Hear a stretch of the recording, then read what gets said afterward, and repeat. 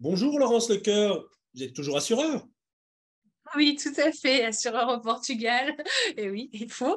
Après d'avoir été 14 ans en France, maintenant, voilà, au Portugal depuis quelques temps déjà. Bon, eh ben alors je suis rassuré, on va pouvoir enfin vous connaître la vérité sur les assurances accidents du travail. Alors ce sont des assurances dont on ne parle jamais en France, parce qu'en France, c'est pas pareil. Quelle différence y a-t-il donc entre la France et le Portugal à ce sujet-là? Alors, alors, en fait, c'est assez simple à comprendre. C'est-à-dire qu'en France, tout est géré et comme c'est obligatoire, bah forcément pour ses salariés, on s'en occupe pas trop. C'est la comptable qui gère et qui met en général en place directement. Euh, Après, pour les indépendants et pour les gérants non salariés, c'est pas obligatoire en France. Voilà. Donc en France, tout ça c'est compris dans les cotisations sociales, hein, pour les salariés. C'est ça, exactement, pour le Et, formuler de cette façon, voilà, exactement, c'est et- et au, comme Por- ça. et au Portugal, qu'en est-il du coup? Alors au Portugal, c'est différent en fait.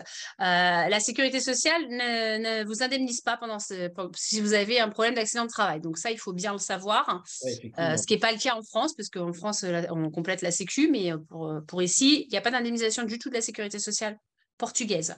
D'accord. Donc, il est obligatoire, par contre, de fournir une assurance de santé à tous ses salariés. Ça, vous n'avez pas le choix. Mais au Portugal, il y a vraiment une différence qui est importante, c'est que comme elle n'indemnise pas, il faut vraiment que ce risque soit couvert par quelqu'un, donc par les assureurs. Donc, c'est obligatoire aussi, quand vous êtes travailleur indépendant ou gérant non salarié, d'avoir une assurance accident de travail. D'accord. Vous pouvez Sinon, risquer une amende déjà. oui, Et puis, voilà, en cas de blessure ou de sinistre, vous n'êtes pas du tout indemnisé et donc pas de rémunération et pas d'accompagnement si vous avez un handicap. ouais, effectivement, c'est important, c'est important, et c'est important aussi pour un particulier qui emploie simplement une femme de ménage ou un jardinier d'ailleurs, hein. Oui, effectivement, parce qu'en fait, on n'y pense jamais. En général, on les a chez soi, mais dans la mesure où quand vous employez ou une femme, une employée domestique à la maison, quoi qu'il arrive, que ce soit femme de ménage ou babysitter ou autre qui travaille depuis votre domicile, pensez bien à faire cette assurance parce que Alors avec, malheureusement, ouais. ça peut vite coûter cher. Alors avec cette assurance, quels sont les risques qui sont couverts? Alors, ce sont à la fois les accidents du travail, donc des salariés ou du gérant ou du travailleur indépendant, même si non rémunéré, bien sûr, j'insiste parce que c'est important. En France, si c'est pas rémunéré, on ne perçoit rien, mais ici, c'est pas le cas. Ouais, C'est vraiment avec le montant qui va faire l'indemnisation.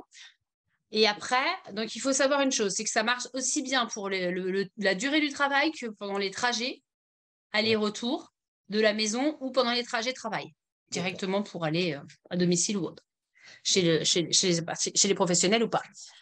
Donc ça, il faut en avoir bien confiance. Bien sûr, il faut faire une déclaration tout de suite Ouais. d'accident de travail si vous êtes blessé, parce qu'on ne peut pas revenir en arrière.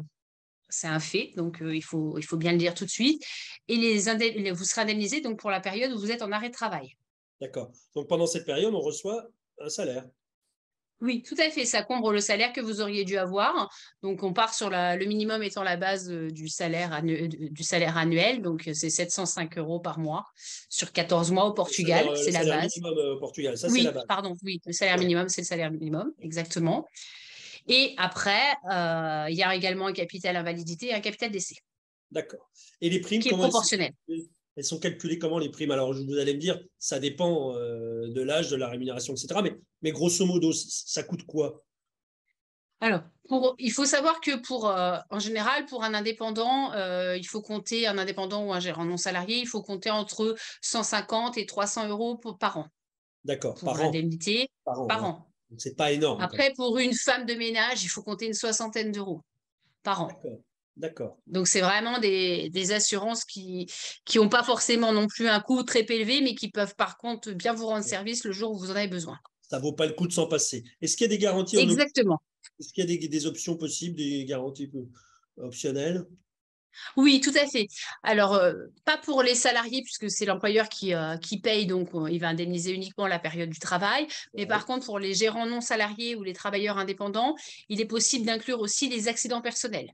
d'accord, d'accord. Qui ne Donc, sont pas des accidents professionnels, mais non, accident personnel de votre vie courante. d'accord. Et bien sûr, c'est payé par votre structure et ça passe également en charge.